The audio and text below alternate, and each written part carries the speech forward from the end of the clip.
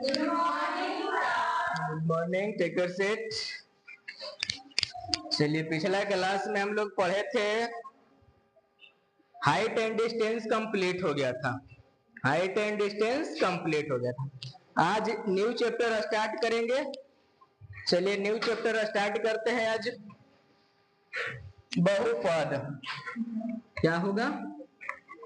बहुपद।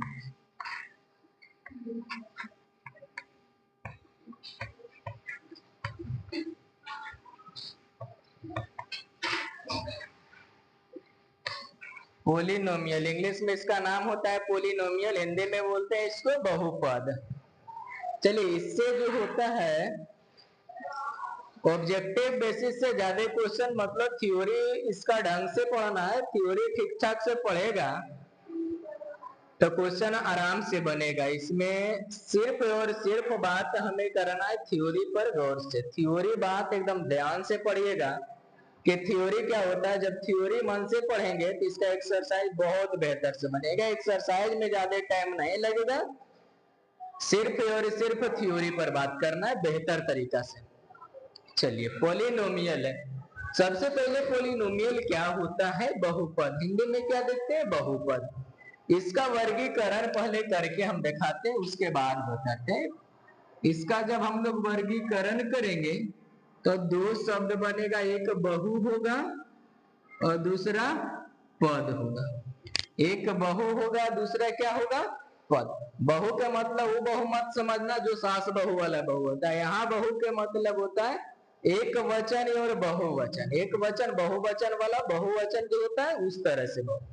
बहु के मतलब बहुत सारे, और पद के मतलब होता है कि जब कोई भी डाटा को या कोई भी संख्या या कोई भी चर या अचर मान को प्लस या माइनस के द्वारा, प्लस या माइनस के द्वारा जिसे अलग किया जाता है उसे हम लोग क्या कहते हैं? पद कहते हैं। मतलब सबसे पहले इस चैप्टर में हम लोग के चर और अचर मान के बारे में देखना। अभी इसका परिभाषा पर ध्यान नहीं देना है, लिखेंगे पहले चर मान। ये दोनों का आराम आराम से समझेंगे, चर मान, और दूसरा होगा जिसका नाम होगा अचर मान। चर मान और अचर मान।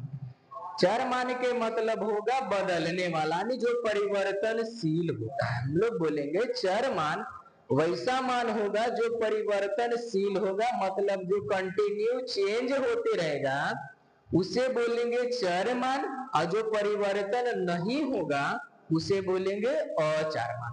अचर मान के मतलब जो चेंज नहीं होता है, और चर मान के मतलब जो चेंज होता है। जैसे इसका एग्जांपल में अल्फाबेट ले लेते हैं। ए होगा B C dot dot dot X Y Z. ये जो भी होता है परिवर्तनशील मान। मतलब क्या कि एक्स वाई जेड या ए बी सी डी के कोई लेटर यूज होगा, हम लोग समझ जाएंगे कि वह चर मान है। और अचर मान के मतलब होगा कि 1 2 3 4 5 डॉट डॉट डॉट अनंत तक। मतलब क्या, एक से लेके जो अनंत तक के जो गिनती होगा, जो संख्या होगा, यह परिवर्तन नहीं होता है। मतलब जो परिवर्तन नहीं होगा उसे अचर मान बोलेंगे, और जो परिवर्तन होगा उसे चर मान बोलेंगे। चलिए, पहले चर मान और अचर मान कंप्लीट हो गया। चर मान के मतलब जो मान परिवर्तनशील होता है, जिसे जो कंटिन्यू बदलते रहता है, और जो परिवर्तनशील होगा उसे ही हम लोग चर मान बोलेंगे, और जो परिवर्तनशील नहीं होगा उसे अचर मान बोलेंगे। और बहुपद के मतलब होता है, बहुपद चर और अचर के एक सम्मिलित रूप होता है। बहुपद जो है वो चर मान और अचर मान के सम्मिलित रूप होता है, जिसमें चर मान के ऊपर जो घात होगा, जो पावर होगा, वह एक पूर्ण संख्या होती है। क्या होती है? पूर्ण संख्या होती है। और जो पूर्ण संख्या होगी उसी को हम लोग बहुपद बोलेंगे। मतलब बहुपद के परिभाषा क्या होगा कि चर मान और अचर मान के सम्मिलित रूप है, जिसमें चर मान के ऊपर एक पूर्ण संख्या या पूर्ण घात होता है, पूर्ण संख्या का घात होता है, उसे हम लोग क्या बोलेंगे? बहुपद बोले। एक शब्द आया पूर्ण संख्या, इसको भी हम लोग यहाँ पहले समझेंगे। पूर्ण संख्या क्या होता है? पूर्ण संख्या मतलब 0 1 2 3 4 डॉट डॉट डॉट, क्या हो जाएगा? पूर्ण संख्या हो जाएगा अनंत तक। मतलब क्या कि जब भी बहुपद हम लोग सोचेंगे, जब भी बहुपद के चर्चा होगा, इसमें पहचानने के लिए क्वेश्चन आता है। तो बहुपद के जब परिभाषा बोला जाएगा तो सिंपल सा बात बोलेंगे कि चर और अचर का वैसा व्यंजन होना चाहिए जिसमें चर मान के ऊपर जो पावर होता है वह एक पूर्ण संख्या में होना चाहिए। जब पावर पूर्ण संख्या में होगी उसी को बहुपद कहेंगे।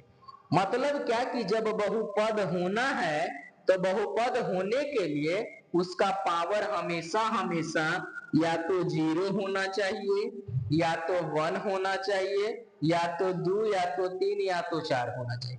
मतलब जब पावर पूर्ण संख्या में होगी तभी वह जो पद होगा वह बहुपद कहलाएगी, अन्यथा बहुपद नहीं। मतलब या तो पावर निगेटिव हो, पावर बटा बटी में हो, पावर दशमलव में होता है। अगर जो यह सारे कंडीशन में कोई पावर रूट में, अगर जो यह सब में कोई भी एक मान दिखेगा तो वह बहुपद नहीं होगा।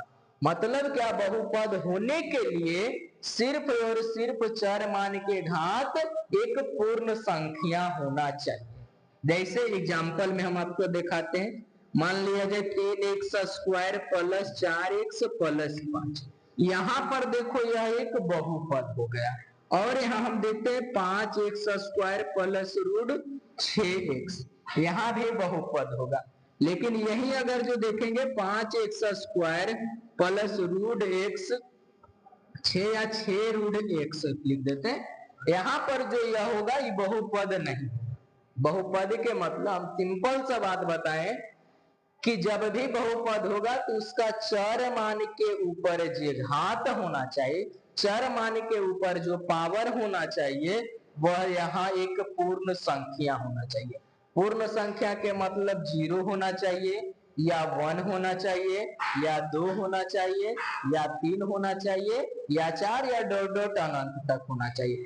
पावर उसका निगेटिव नहीं होना चाहिए, पावर रूट में नहीं होना चाहिए, पावर दशमलव में नहीं होना चाहिए, पावर बटा बटी में नहीं होना चाहिए, मतलब भिन्न में नहीं होना चाहिए। अगर जो इन सारे कंडीशन में कोई भी कंडीशन आएगा तो समझ जाना है वह बहुपद नहीं होगा। बहुपद होने के लिए सिर्फ और सिर्फ इतना ही चीज आपको ध्यान रखना है कि उसका चर मान के घात एक पूर्ण संख्या होना चाहिए। क्या होना चाहिए? पूर्ण संख्या। पूर्ण संख्या में है तब वह घात बनेगा, तब वह बहुपद कहलाएगा, अन्यथा बहुपद नहीं कहलाएगा। चलिए अब हम आप लोग के पहचानने के तरीका 2-4 पहचान के हमें बताइए।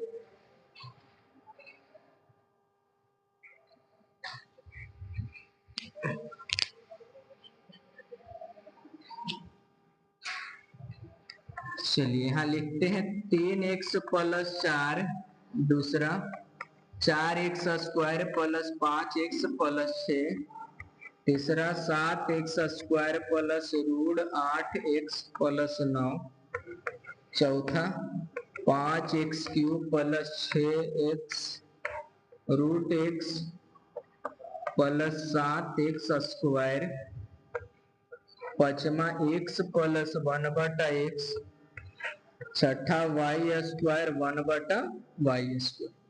चलिए इतना में आप लोग सिर्फ पहचान के बताइए कि कौन बहुपद है और कौन बहुपद नहीं है।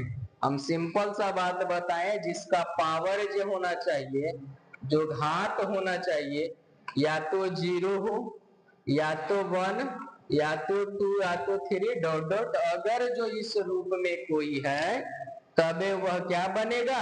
बहुपद बनेगा, अन्यथा बहुपद नहीं होगा। चलिए इसको चेक करिए, चर मान के पावर 1 है मतलब ये बहुपद होगा। दूसरा चेक करिए पावर 2 है मतलब बहुपद होगा। यहां से देखिए रूट है, बट रूट किसके ऊपर है? अचर मान के ऊपर है, परिवर्तन वाला चर के ऊपर नहीं है, मतलब यह बहुपद होगा, इसके ऊपर नहीं होना चाहिए। यहाँ पर देखिए रूट आ गया, मतलब ये बहुपद नहीं होगा। अब इसको चेक करना है, इसको देखिएगा, यहाँ x होगा, इसके ऊपर नहीं कुछ तो 1 पावर है, प्लस में जब ये नीचे से ऊपर जाएगा तो x पर पावर -1। हम बताए कि पावर निगेटिव होगा तो वह बहुपद नहीं होगा। इसको भी वैसा ही चेक करेंगे तो y स्क्वायर पावर निगेटिव हो जाएगा ऊपर में y स्क्वायर, मतलब यह भी बहुपद नहीं है। इस तरह से हम लोग कौन बहुपद है और कौन बहुपद नहीं है इसको हम लोग पहचान चुके हैं। अब इसके आगे देखते हैं।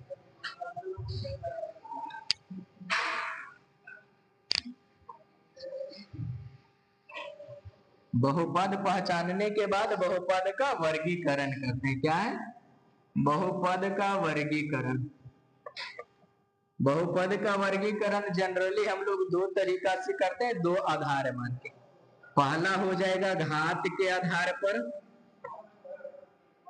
घात के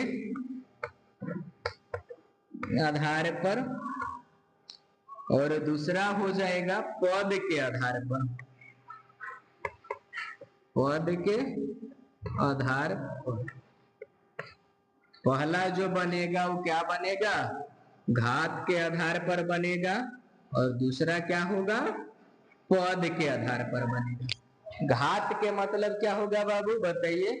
कि घात के मतलब जब चर मान के ऊपर, घात हम साइड में थोड़ा सा बता देते। देखो घात कैसे पहचानना है। घात जब भी पहचानने के लिए बोलेगा तो बहुपद के, क्या बहुपद के जिस पर सबसे यानी जो सबसे बड़ा पावर होगा, जो सबसे ज्यादा पावर होगा उसी को घात कहेंगे। क्या कहेंगे?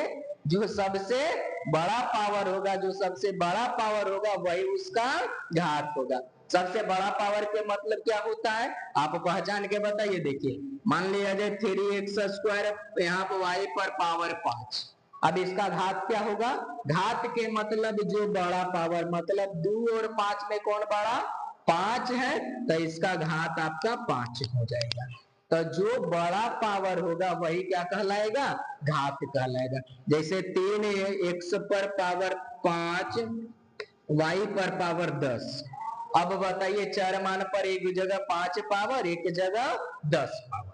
अब आप बोलिए 5 पावर और 10 पावर में कौन बड़ा? 10 पावर। तो जो पावर बड़ा होगा वही आपका घात कहलाएगा, मतलब आपका इसका घात कितना बनेगा? 10 बनेगा। बहुपद के जो सबसे बड़ा पावर होगा, जो सबसे बड़का पावर होगा वही उसका घात कहलाएगा। सिंपल सा बात, सबसे बड़का पावर क्या होगा? घात कहलाएगा। जो सबसे बड़ा पावर होगा वही उसका घात कहलाएगा। चलिए अब हम लोग यहाँ घात के आधार पर बांटेंगे। घात के आधार मतलब क्या होगा? या तो कभी घात सबसे बड़ा 1 होगा, या तो घात 2 होगा, या तो घात 3 होगा, या तो घात 4 होगा। इसी आधार पर मतलब कि जब घात 1 होगा, हम लोग इसको लिखेंगे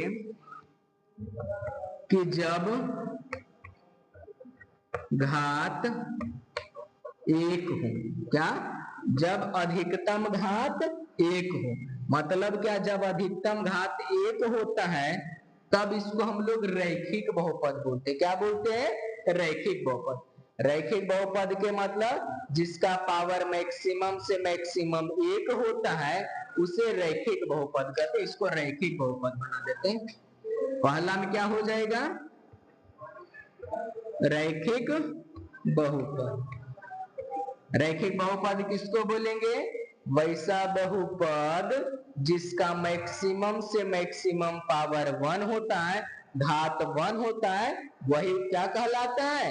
रैखिक बहुपद कहलाता है। तो रैखिक बहुपद के एग्जांपल हम लोग देंगे 3x + 4, या तो 3x + 4y, 4x + 5y। यहाँ पर देखिएगा सभी के ऊपर मैक्सिमम से मैक्सिमम पावर कितना है? 1 होता है, और जब मैक्सिमम पावर 1 हो तब उसे हम लोग रैखिक बहुपद कहते हैं। मतलब इसमें हम लोग लिख देंगे की घात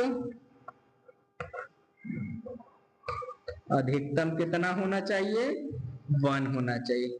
इसका व्यापक रूप क्या हो जाएगा? व्यापक रूप में ax plus b comma a does not 0। मतलब क्या, जैसे इसका व्यापक रूप लिखेंगे तब यहाँ पर जो होना चाहिए कि ax plus b does not ax plus b comma a does not 0। मतलब यहाँ से a के मान कभी भी 0 नहीं होना चाहिए। मतलब क्या, जब घात के आधार पर बांटे तो कितना प्रकार के? निम्न प्रकार के जाएगा। पहला आया रैखिक बहुपद। रैखिक बहुपद किसको बोलेंगे? वैसा बहुपद जिसका अधिकतम से अधिकतम पावर 1 हो। कितना हो? अधिकतम से अधिकतम पावर 1। और जब अधिकतम पावर 1 होता है उसे क्या कहते हैं? रैखिक बहुपद। अब रैखिक बहुपद लिख लिए। रैखिक बहुपद में लिखे घात कितना? अधिकतम 1 होना चाहिए। इसका व्यापक रूप ax plus b comma a does not 0, यानी ax plus b comma a does not 0। मतलब a के मान कभी भी 0 नहीं होना चाहिए। रैखिक बहुपद हम लोग समझ गए क्या होगा? अधिकतम से अधिकतम पावर 1 होना चाहिए। इसका एग्जांपल हम यहाँ भी लिखा देते हैं। 3x plus 4y 4x plus 6y 6z plus 7 या 5y लिख दीजिए। देखिए इसको हम लोग क्या बोलेंगे? रैखिक बहुपद, क्योंकि इसमें मैक्सिमम से मैक्सिमम पावर कितना है? 1 है। और जिसके ऊपर मैक्सिमम पावर 1 होगा उसे क्या कहेंगे? रैखिक बहुपद। चलिए इसके बाद दूसरा हम लोग देखेंगे क्या होगा रैखिक के बाद। जब पावर 2 तो दूसरा होगा द्विघात। द्विघात बहुपद। द्विघात बहुपद में क्या होगा? इसका अधिकतम घात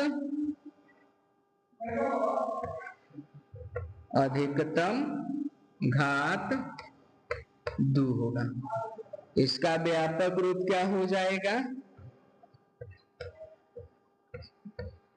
ax square plus bx plus c a does not 0।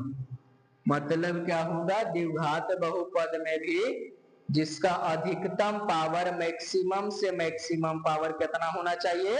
2 होना चाहिए। जब अधिकतम पावर 2 होगा उसे बोलेंगे द्विघात बहुपद। और द्विघात बहुपद के व्यापक रूप होगा ax square plus bx plus c comma a does not 0। क्या होगा? a does not 0। मतलब a का मान जो है कभी भी 0 नहीं होना चाहिए। कभी भी 0 नहीं होना चाहिए। चलिए इसके लिए भी हम लोग एग्जांपल देखते हैं। 3x square plus 4x plus 5 6x square plus 7y 7x plus 8 हो जाएगा। अब इस तरह के जितना भी रहेगा उसे हम लोग क्या बोलेंगे? द्विघात बहुपद बोलेंगे। अब द्विघात बहुपद के शून्यक निकालना, शून्यक के बारे में हम आगे चलते हैं। अभी सिर्फ हम बहुपद पहचानने के लिए बताते कि कौन रैखिक बहुपद होगा, कौन द्विघात बहुपद होगा, कौन त्रिघात बहुपद होगा। जब हम लोग पहचान जाएंगे फिर हम लोग शून्यक भी निकाल लेंगे कि शून्यक क्या होता है, शून्यकों की संख्या कैसे निकालेंगे, वो सब अलग अलग से बात हम लोग करेंगे। चलिए द्विघात बहुपद हो गया। अब इसी में त्रिघात बहुपद हम लोग सीख लेते हैं। देखिए त्रिघात बहुपद। त्रिघात बहुपद। त्रिघात बहुपद के अधिकतम से अधिकतम पावर कितना होगा? अधिकतम घात 3 होगा। त्रिघात में अधिकतम पावर कितना? 3। जितना घात बोलेगा वही पावर उसका बनेगा।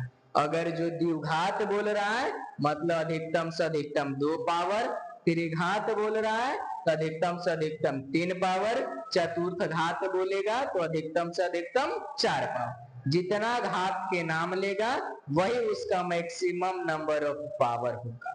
चलिए इसका भी हम लोग व्यापक रूप देख लेते हैं।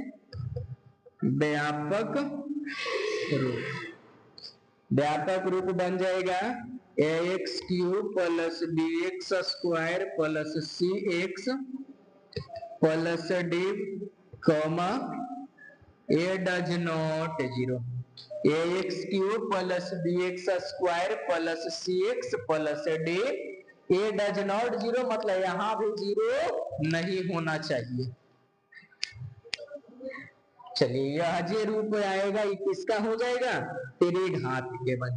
इसका ये एग्जांपल हम लोग देख लेते हैं।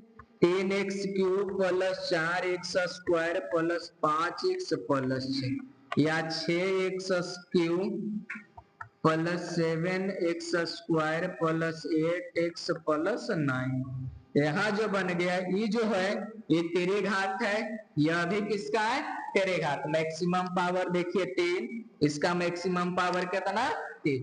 तो जब मैक्सिमम पावर जितना होगा वही उसका क्या कहलाएगा, घात कहलाएगा। अगर जो रैखिक बहुपद है तो उसका मैक्सिमम पावर 1 होगा।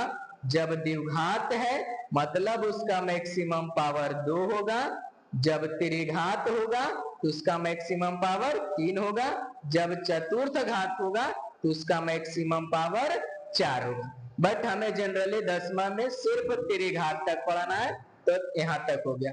अब हम लोग पहचानने के लिए बोलेगा तो हर किसी को पहचान जाएंगे कि रैखिक बहुपद क्या होता है, द्विघात बहुपद क्या होता है, त्रिघात बहुपद क्या होता है, तीनों पहचान जाएंगे। इसके बाद हम लोग पद के आधार पर चलते हैं।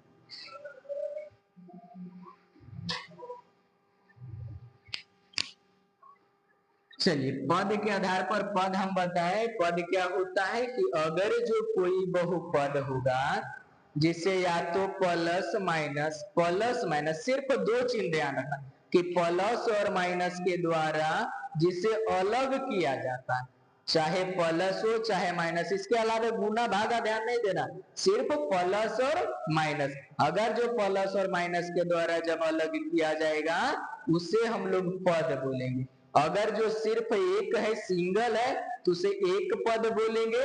जब प्लस और माइनस से अलग रहेगा 2 गो तो उसे द्विपद बोलेंगे। जब 3 गो अलग रहेगा तो त्रिपद बोलेंगे। 4 गो रहेगा तो चतुर्थ पद बोलेंगे। पद के मतलब क्या, प्लस और माइनस चिन्ह के द्वारा जब किसी को अलग किया जाता है, चाहे वह चरमान के साथ अचरमान जुड़ा होगा।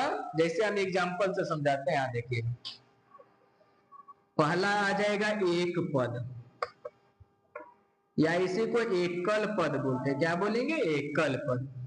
एकल पद के मतलब होगा x y z 3 4। देखो सिंगल सिंगल सिंगल सिंगल है, और जब सिंगल सिंगल रहेगा तब हम उसे क्या कहेंगे, एकल पद कहेंगे। जब सिंगल रहेगा तो उसे एकल पद। जब उसी को या तो प्लस के द्वारा या तो माइनस के द्वारा चाहे अलग करेंगे, प्लस के माध्यम से अलग करें या माइनस के द्वारा, चाहे प्लस या माइनस के चिन्ह के द्वारा जब अलग किया जाता है दो पद को, उसे कहेंगे द्वितीय पद। दूसरा आ जाएगा क्या, द्वितीय पद। द्वितीय पद के मतलब x प्लस वाई होगा, x माइनस जेड होगा, 3x प्लस 4 होगा। यहाँ देखिए एक पद ही हो गया और एक पद है, दोनों को प्लस के द्वारा अलग है।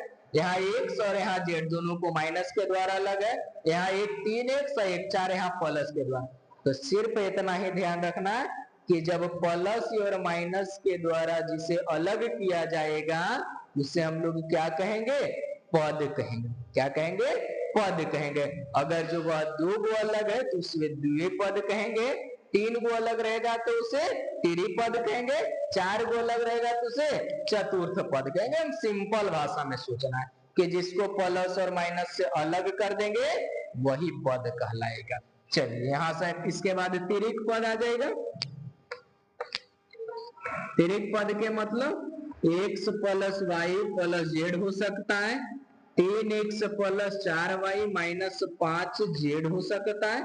देखिए एक पद दो पद और तीन पद, सबको प्लस से अलग, एक पद, दो पद और तीन पद, दो गो प्लस एगो माइनस अलग रहना चाहिए, सिर्फ प्लस और माइनस, इन्हें के गुना और भागा से अलग कर देना है, सिर्फ किससे, प्लस होना चाहिए या माइनस होना चाहिए, तबे उससे हम लोग पद में काउंटिंग करेंगे या पद में गिनेंगे।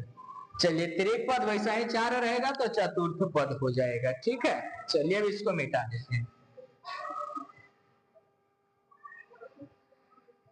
चलो अब हम लोग क्या क्या देख लिए, पहले समझ लिए, बहुपद एक बार रिपीट कर देते हैं। बहुपद क्या होता है, बहुपद में हम लोग चर मान अचर मान को पहचाने, चर मान क्या होता है, अचर मान क्या होता है, उसके बाद पूर्ण संख्या भी पहचाने, पूर्ण संख्या भी कंप्लीट हुआ, उसके बाद बहुपद के परिभाषा, फिर बहुपद के परिभाषा के बाद उसको घात, बहुपद के परिभाषा के बाद बहुपद के पहचानने के तरीका बताएं कि कैसे किसी को हम लोग बहुपद बोलेंगे और किसी को बहुपद नहीं बोलेंगे, तो पहचानने के भी तरीका बताएं कि जिसके पावर पूर्ण संख्या के रूप में होगा उसे बहुपद कहेंगे, नहीं होने के भी कंडीशन बताएं कि बहुपद के जो पावर होगा निगेटिव नहीं होना चाहिए, पावर रूट में नहीं होना चाहिए, पावर बटा बटी नहीं होना चाहिए, पावर दशमलव में नहीं होना चाहिए, अगर जो इन सारे कंडीशन में कोई कंडीशन है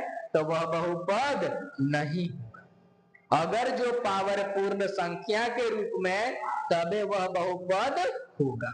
उसके बाद बहुपद के वर्गीकरण किए हम लोग, पद के आधार पर किए और घात के आधार पर किए, तो जो पद के आधार पर और घात के आधार पर, तो पहले घात के आधार पर किए, तो घात के आधार पर बना रैखिक बहुपद, द्विघात बहुपद, त्रिघात बहुपद। रैखिक बहुपद के मतलब जिसके ऊपर मैक्सिमम एक पावर था रैखिक बहुपद, जिसके ऊपर मैक्सिमम दो पावर द्विघात बहुपद, जिसके ऊपर मैक्सिमम पावर तीन उसे त्रिघात बहुपद। तीनों घात के अलग अलग के व्यापक रूप देखें, अलग अलग एग्जाम्पल देखें, पद के हिसाब से आए तो एकल पद, द्वितीय पद और तिर्क पद देखें, एकल पद, द्वितीय पद और तिर्क पद देखें। अब इस पद के आधार पर भी हम लोग देख लिए और घात के आधार पर भी देखें।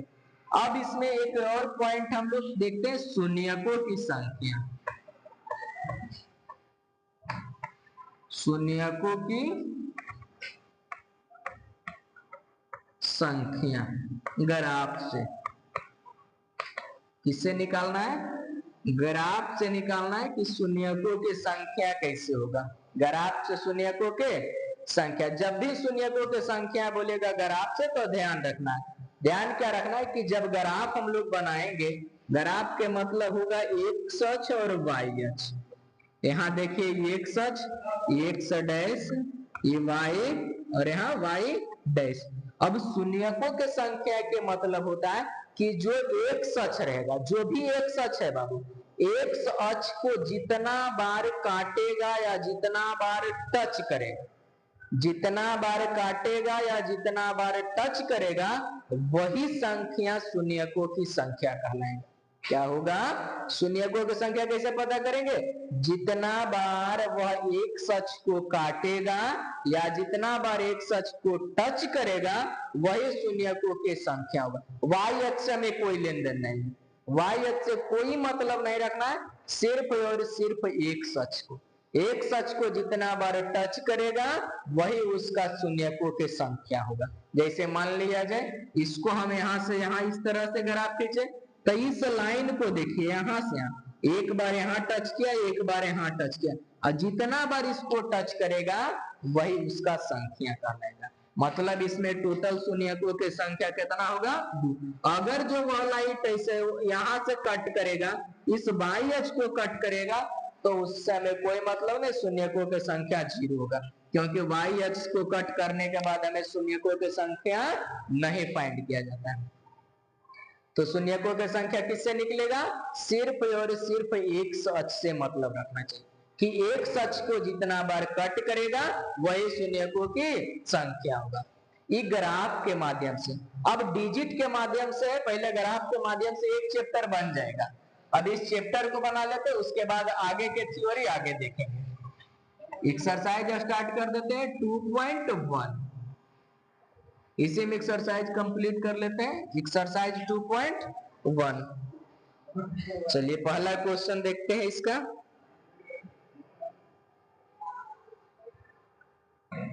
2.1 का पहला क्वेश्चन ग्राफ है बाबू, देखिए पहला क्वेश्चन है हमारा, ये का ग्राफ होगा, छोटा छोटा बना देते हैं। एक्स है, एक्स वाई है, वाई है, इस तरह से आप ही लोग बताइएगा इसमें किसका शून्यकों की संख्या कितना हो। क्वेश्चन खाली शून्यकों की संख्या निकालना है, शून्यकों की संख्या। चलो जितना जल्दी से जल्दी हो सके इसका शून्यकों की संख्या कमेंट करो। दूसरा क्वेश्चन हम लोग यहाँ लिखते हैं, तेजी से इसमें कमेंट करके बताना है कि शून्यकों की संख्या कितना होगा।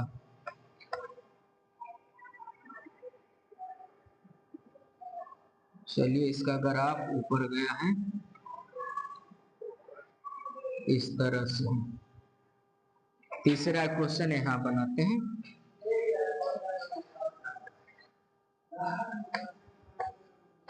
एक्स होगा एक्स डैश, वाई होगा वाई डैश होगा। इसको ग्राफ इस तरह से, यहाँ चौथा क्वेश्चन,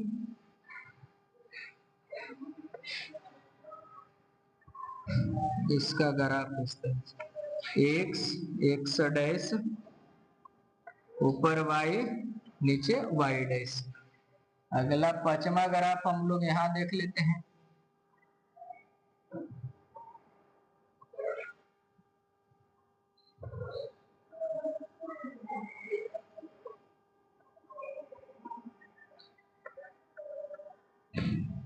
ये एक्स होगा एक्स डैश होगा, वाई होगा और वाई डैश। एक और छठा ग्राफ है, छठा में भी देख लीजिए।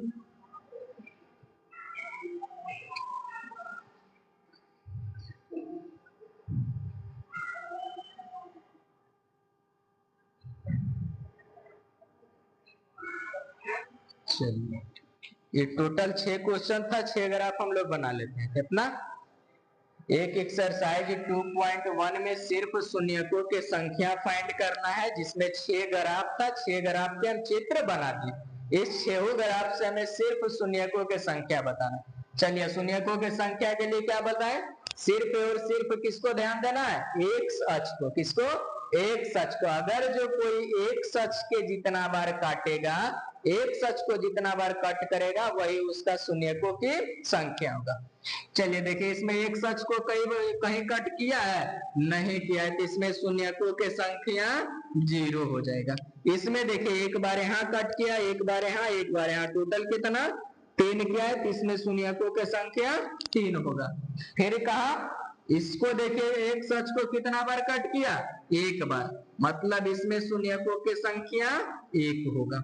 इसमें देखिएगा कितना बार कट किया, 2 बार, इसमें शून्यकों की संख्या 2 होगा। इसको देखिएगा 1 2 3 4, तो इसमें शून्यकों की संख्या कितना होगा, 4 होगा। इसको देखिएगा एक यहाँ टच किया, एक यहाँ, मतलब टोटल कितना हो जाएगा, 3 हो जाएगा। शून्यकों की संख्या कंप्लीट। इसी तरह से चैप्टर पहला कंप्लीट हो गया। अगर आपसे शून्यक निकालना था, अगर जो कोई भी इस वीडियो में इतना ही रह देते, इसके नेक्स्ट वीडियो में इसका अगला थोड़ा सा थ्योरी बचा हुआ है शून्यकों की संख्या, और उसके बाद एक्सरसाइज स्टार्ट करेंगे। तो सबसे पहला काम क्या करना है कि जो भी स्टूडेंट इस चैनल पर नए हैं तो पहले लाइक करे, कमेंट करे, सब्सक्राइब करे, और जम के जितना से ज्यादा क्या करना है, शेयर करना है। नेक्स्ट क्लास में नेक्स्ट एक्सरसाइज स्टार्ट करेंगे।